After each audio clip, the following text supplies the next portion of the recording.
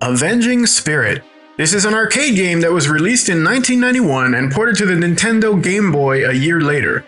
It was developed by former Japanese game studio CP Brain and published by Jaleco. It looks like your standard 90s 2D side-scroller, but it's got a little Super Mario Odyssey flavor to it that makes it stand out from the rest.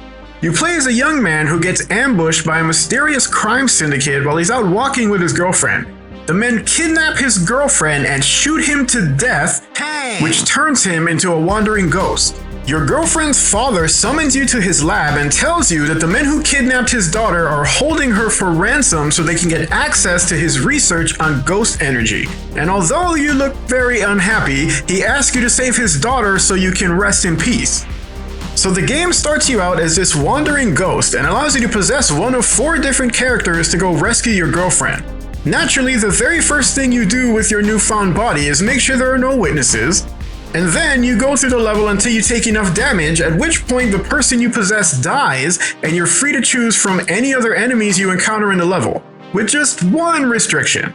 Can I just play the whole game like this? I gotta be somebody, huh, to go through the door. Note to self, ghosts can't walk through open doors. Although you can basically be any character you can find, you do have a large energy bar at the top that when depleted causes you, a ghost, to die. A ghost. You can refill your health by collecting these red potions, which is a good thing because as far as I can tell, you can't leave your current body behind unless you take a certain amount of damage. But because the game is always throwing new enemy types at you, I found myself purposely getting hit just so I could switch to this Duke Nukem looking guy or the vampire that simultaneously flashes you while throwing bats at you. Each character has their own style of attack, and these can range from your standard pistol or machine gun to grenades or even just pacifism, I guess. In some cases, the characters can also have different jump physics, which can make some platforming sections unnecessarily difficult.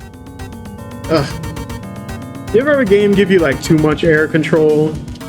That's what's going on here, right? It's like when you tap any direction in the air, you're moving that direction no matter what. The game's art style is nothing to write home about, but the characters do have a sense of charm about them, and they managed to hit a pretty wide range of different character types. You got Metal Slug, Yoshi, Ninja Gaiden, Bulma, Johnny No. 5, Eyebrows. When it comes to the music, none of it was especially impressive, and some sections can actually be a little bit repetitive.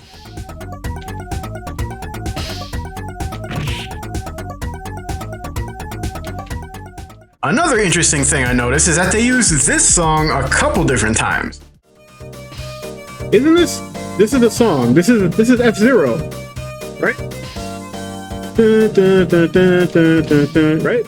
As far as level design goes, each stage is fairly linear, but there's a little more variance than simply moving left to right. The game sometimes causes you to backtrack or choose between an upper or lower path, and I even hit a dead end once or twice. There are 6 different levels with a pretty good variety of environments, and between each level you get a short cutscene that moves the story along as you fight a handful of interesting bosses like a giant crane and this guy along the way. After the final stage, you're treated to a cutscene where the entire building explodes and you're left outside while a wind is blowing, going like, well, I hope she made it. Doesn't make a lot of sense, right? Well, you remember when I hit those dead ends?